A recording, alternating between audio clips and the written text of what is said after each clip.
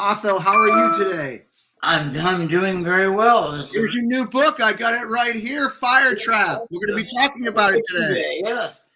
On book, I don't even know what we're. Are we on Book Trip TV? I think that's what this is called.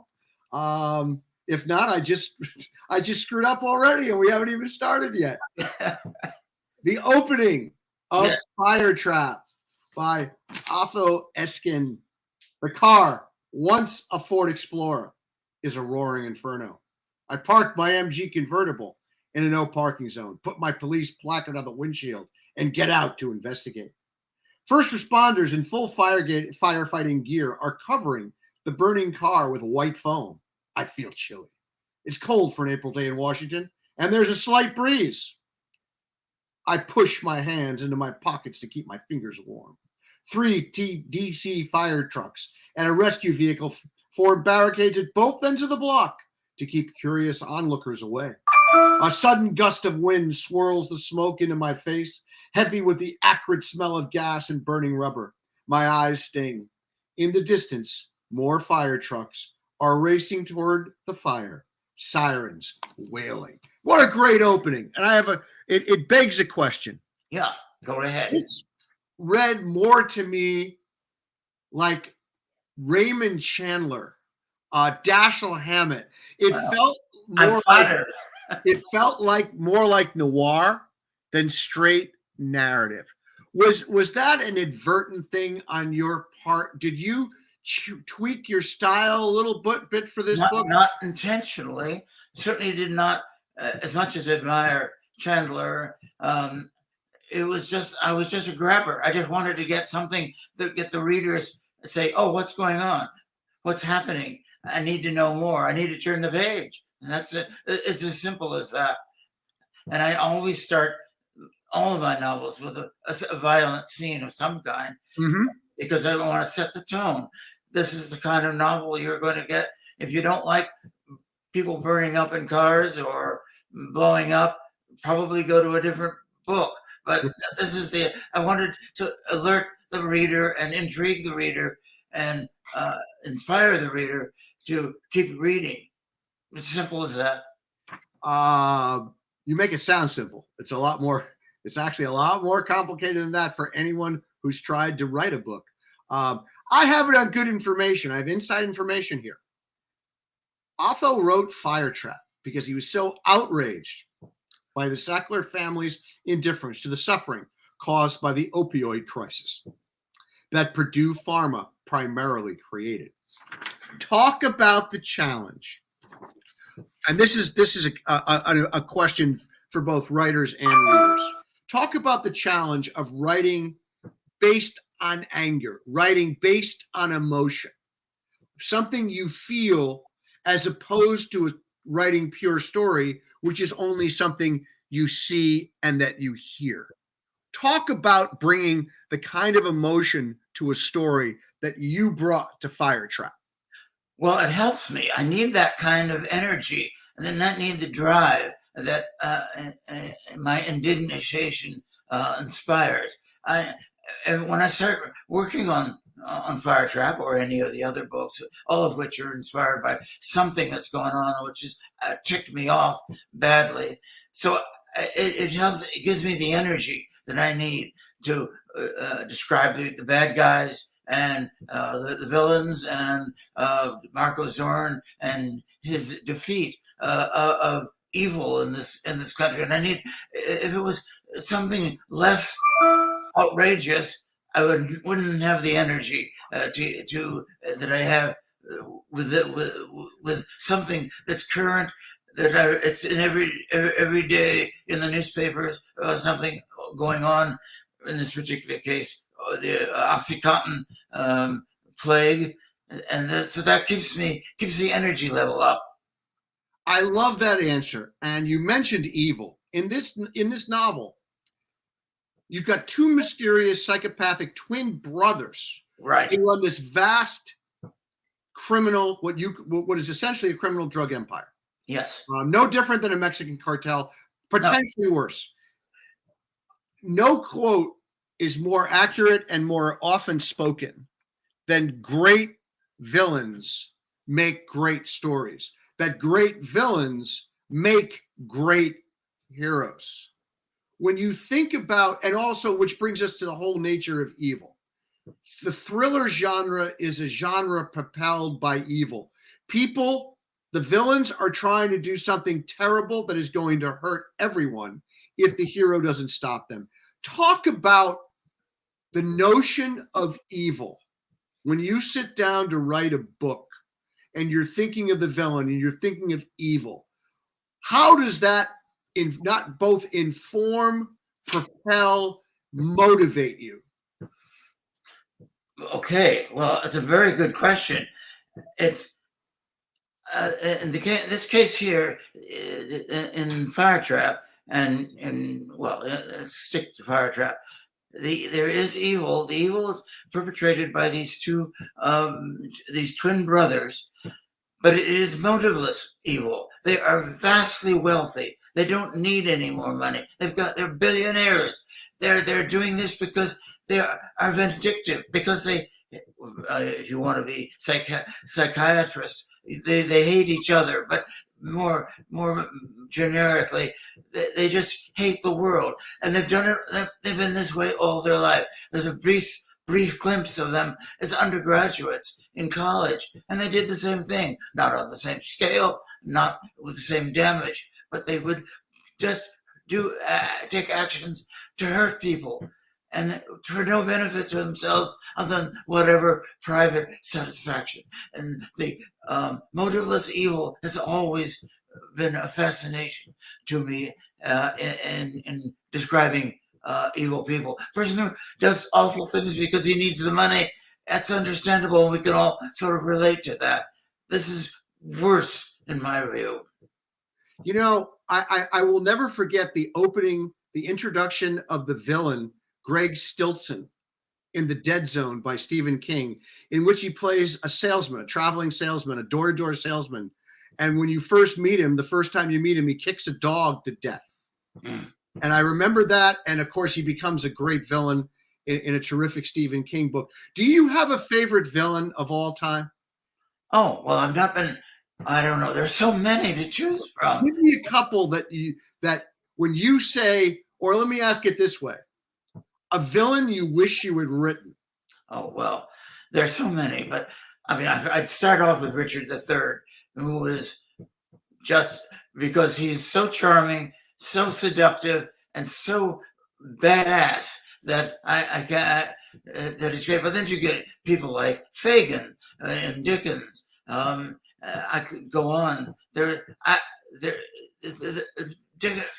Villains are interesting characters. Good people are kind of boring. But villains, you want to know more about them. What makes them tick? How do they do this? Why do they behave the way they do? And what awful thing are they going to do next? Which they will, in my case, they continue to do. Now, a villain needs to be opposed by somebody, and the better the villain, great villains, as I said before, make great heroes. Describe now your hero, Marko Zorn. This is the third time we've met him. That's right. The third time, but describe what makes him different. If your readers are picking this book up and it's the first experience they've had with Marko Zorn, warn them about what makes Marko different in this book than in the first two books. Well, you ask, it's a good question, but I think of him as being essentially the same. Did not intend him to be different. I meant him to be a continuation. You know, the reader knows, the reader who's read all three books knows more about him, a little bit more about why he behaves the way he does. But he's not fundamentally different. He's essentially an extremely good homicide detective who gets lots of closures and who gets his guy at the end. Well, mostly does, not always. But he does it in a very unconventional way. He's, first place, does not carry a gun, if at all possible. He does not like to use violence. And he's a homicide detective. He deals with killers and would-be killers all the time. So that's his most distinctive feature. But he does not like authority. He's insubordinate. He, particularly higher ups in any organization, later on, he's in the military, and he can't stand officers. He's essentially an enlisted man attitude towards life and authority, and he's a real troublemaker in any organization, and he tends to ignore all the rules and all the limitations, and his bosses have a hard time dealing with him, but they recognize him as so good at his job they have to live with him. But it does not fit into any organization at all. Which makes him the classic American hero in that he's an outcast. He's a rogue. Yes.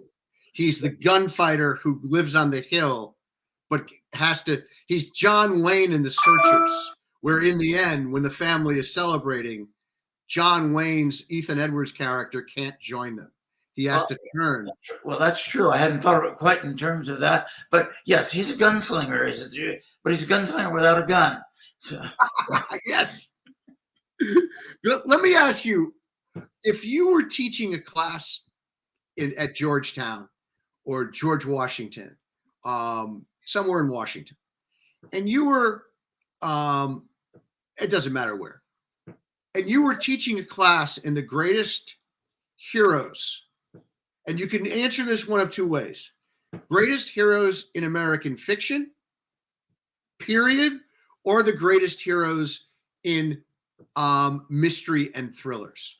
Who are some of the villains? Who are some of the heroes? Who are some of the characters that you would teach in that class? Well, that's a fascinating question. I would. You mentioned John Wayne and the traditional Western hero, the Clint Eastwood type of figure that you see in the movies. These are all totally fictional. They don't really exist, but as fictional figures, they're inspirational. You have the Outriders, the Huckleberry Finn, in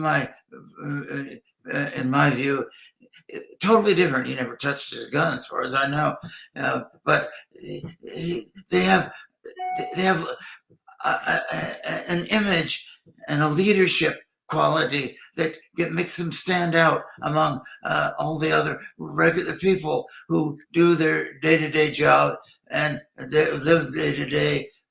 But these people have a different march to a different drum, and I think that's what makes them interesting.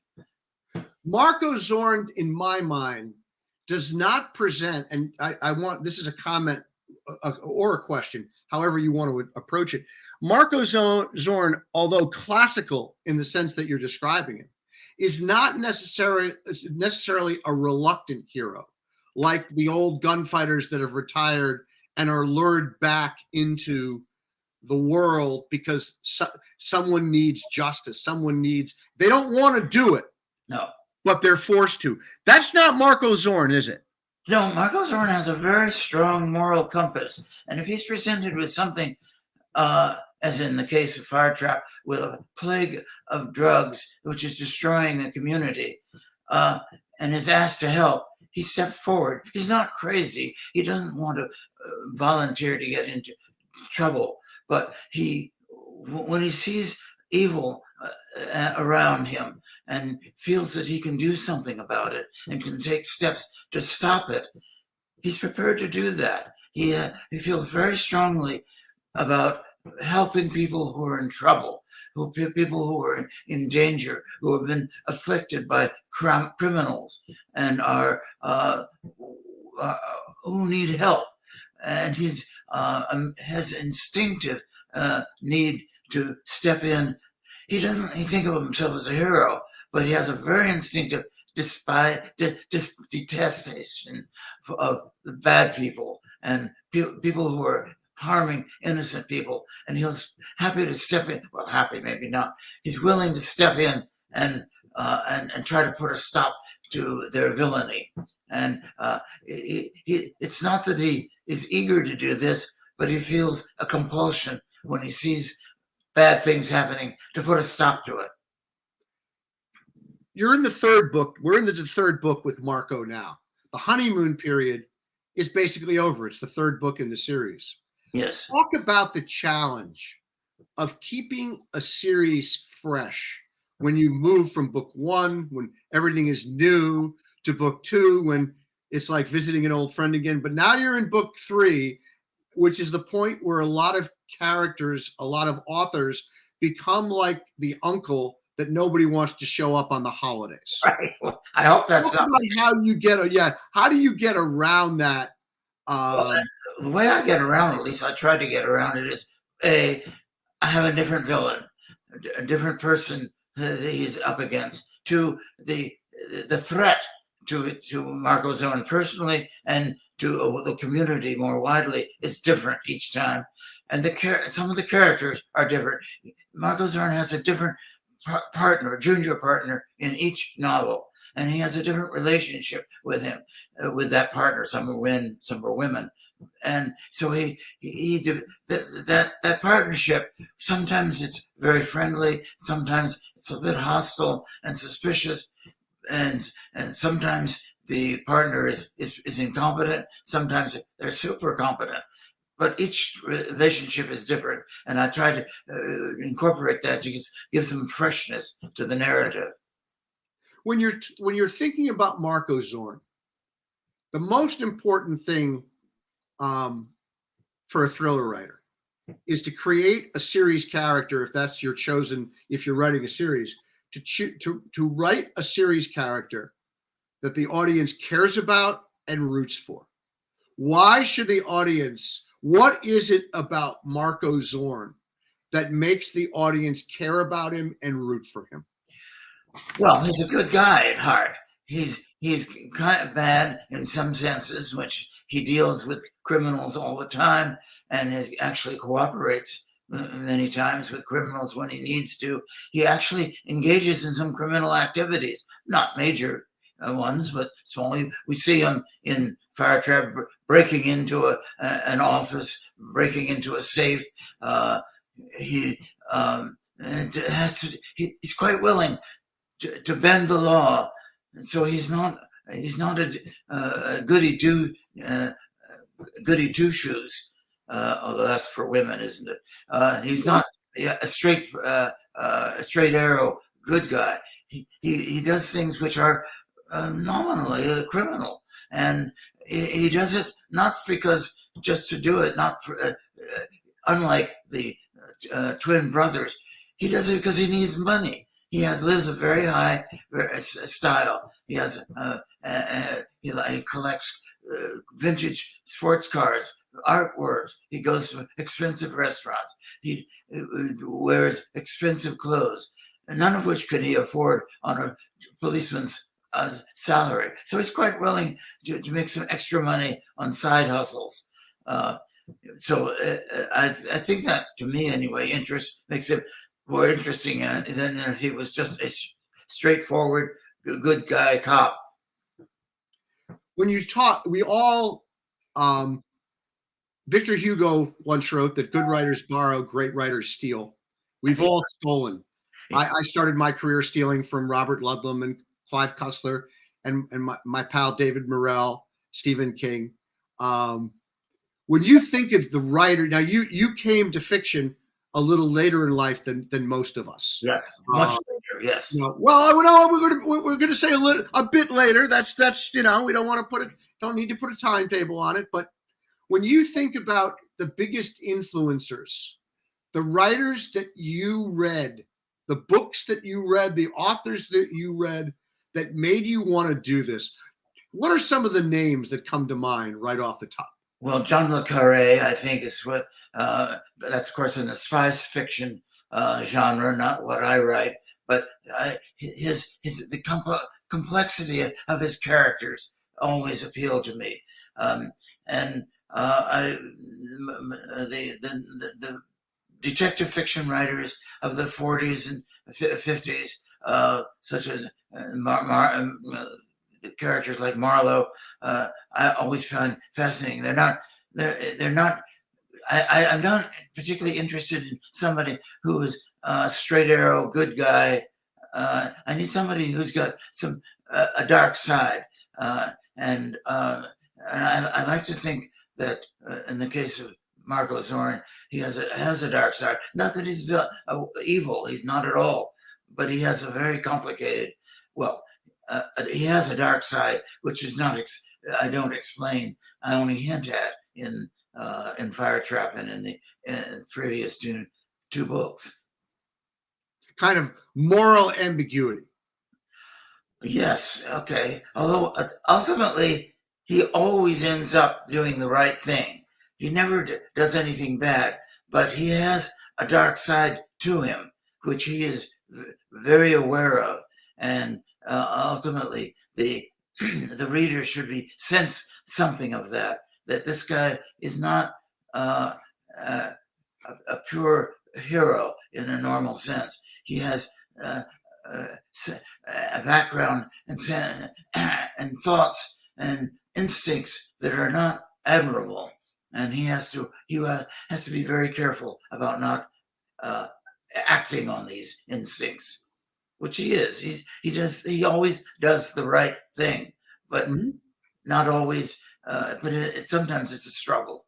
In The Hero's Journey, as you know, The Power of Myth by Joseph Campbell, right, in which he goes into detail about the journey of the hero. But he never settles on if the ends of the hero justifies the means the hero uses to realize his quest, to be successful in his quest.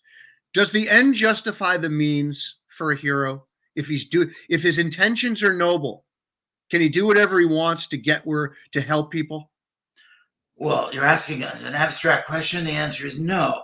There are things. The end does not always justify the means. It depends on the end, of course, and it depends on the means. I think you can imagine an admirable end for using means that are just despicable, and I would not advocate that. And Marko Zorn, as my character, would never do that.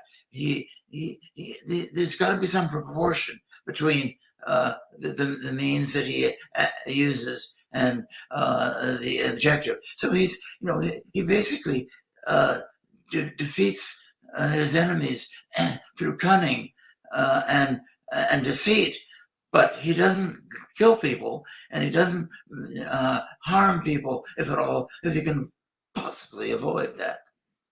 And as Nietzsche told us or warned us, when you stare into the abyss stares back. Yes. You know, it's quite a phrase. A lot of people who tune in to these shows, interviews, are writers, and they're looking for style points. A couple quick writing questions. Are you an outliner author? Or are you more spontaneous? Do you make it up as you go, or do you know where everything is going in the book, or somewhere in between? Well, somewhere in between. In my case, I know where the story starts. I know what the opening scene is, and I know what the closing scene is. I know who they are and who's involved and how it's going to be. And because I need to set up throughout the novel, so that when the final scene occurs, the reader isn't going to be surprised and think this is too coincidental. You've seen this coming, you just didn't realize it. On the other hand, all the stuff in between the opening scene and the closing scene is all improvised. I don't know. I have no idea what I'm going to do. And so as it sort of comes along as I write, I keep getting Marko Zorn or the other people into a difficult situation and hope I can figure out how to get them out. And sometimes I don't. So it's a combination of seat of the pants and strict outlining. Have you ever? Well, you've done the 3 books, and you seem like someone who a storyteller, if you're telling us, I always judge stories, or I think about story the same way that I learned how to tell stories, which was around a campfire at a summer camp, telling stories to kids. You can't, in the middle of an oral story, stop and go, oh, wait a minute, I'm going to go back now because I don't like what I just told you, so I'm going to start again. Have you ever gotten into a book only to realize you went in the wrong direction and had to go back and dump a lot of the pages that you had written? Well, I guess yes. The answer is yes. I've sometimes introduced characters which I thought were interesting, and then I realized they're not getting me anywhere. I'm not leading to anything. Yes, the overall arch of the story. I don't change. I mean, I know the bad guys are going to do something terrible. They're going to threaten Marko Zorn, and he's going to defeat them. I mean, that kind of simple arc is okay. I have to start with that, but yeah, sometimes I introduce a new direction or a new event, and I've had to cut it out because either it just didn't lead in, wasn't believable, it was too coincidental, or it just was distraction from the rest of the story. That's the advantage of doing it on a computer. I had to think what I would have done in the old days when I was using a typewriter. You know what? Thank God I don't remember those days. And I did my first 8 books on a Smith Corona. You are your books always, and we have just a few minutes left. Your books have been informed by current events to a large degree. Yes. Political thrillers, I think it's safe to call them political thrillers. Is this something future books will continue to follow that trend, that they too will be informed by what people are reading about in the newspapers or watching on the news? Well, I'm reluctant to predict, particularly about the future, but the answer is yes, probably. That's what motivates me. I read the paper, watch the evening news, and get outraged at something or other. So the first novel, The Reflecting Pool, was about the white nationalist militia. The second book, The Headshot, was basically about Vladimir Putin's bullying his former Soviet satellites and sending an assassin to assassinate the leader of one of the new free countries. And of course, Firetrap is about Big Pharma and their outrageous marketing. And yes, I am likely to pick on something that is current in the news and that seems fresh, and that the reader will come to it with some background, and not so esoteric that I have to explain it all. They can just draw on their experience from the reading the current events. Well, you just made my next question very difficult to answer, because I was going to ask you what's coming next for you and for Marko. I mean, are you into the 4th book in the series yet? Have you decided what it's about, where it's going? Well, yes. I have to add a caveat, which is I haven't finished it yet, and as we say, it may change entirely, and it may turn out to be a book about fan dancers or something. But right now, it isn't. It's about a neo-Nazi organization which wants to overthrow the U.S. government. So there are a lot of neo-Nazis around, more and more. If you listen or watch the internet, they're all over the place. And so I've taken a neo-Nazi organization, or fictional one, and made that the villain, and the leader is the Marko Zorn's opponent, and he has to almost sell his soul, because he has, in order to deal with these neo-Nazis, he actually has to join the Nazi Party and their military units to deal with them. So he's in deep trouble. How he gets out of it, we'll see. Well, we want to keep people thinking about Firetrap for now. we don't want to focus too because they can't buy that one yet. So let's talk about let's finish with the one that they can actually go and buy. And let's finish with a little commercial announcement and actually an invitation, because tomorrow, Wednesday, January 17th at 6:00 here on the East Coast, there's going to be a book launch party on Zoom, I guess, that That's everyone is invited to. Special guest screen and stage actress. Now, is it Kathleen Chalfant, known for her roles in The Affair and Law and Order, is going to be there. And anyone else who wants to be there, this is open to everybody, no charge. How about for free? And you can go to your website, which is OTHOESKIN.com, OthoEskin.com, and reserve your free spot. That's right. Yes, I encourage everybody to do that, and there'll be an open session for chat, and people can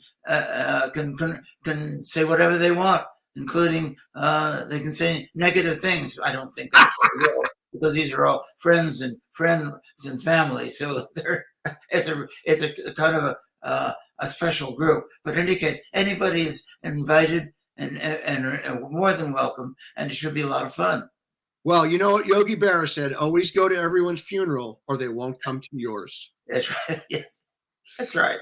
This has been great. It's the third time we've done this. I think it was the best one we did. I think Firetrap is the best book of the three to feature Marko Zorn. I wish you great luck, great sales, great reviews, and a great time tomorrow at the launch that everyone should sign up for right now. Thank you, John. Pleasure talking to you as always, and I wish you the best in your writing.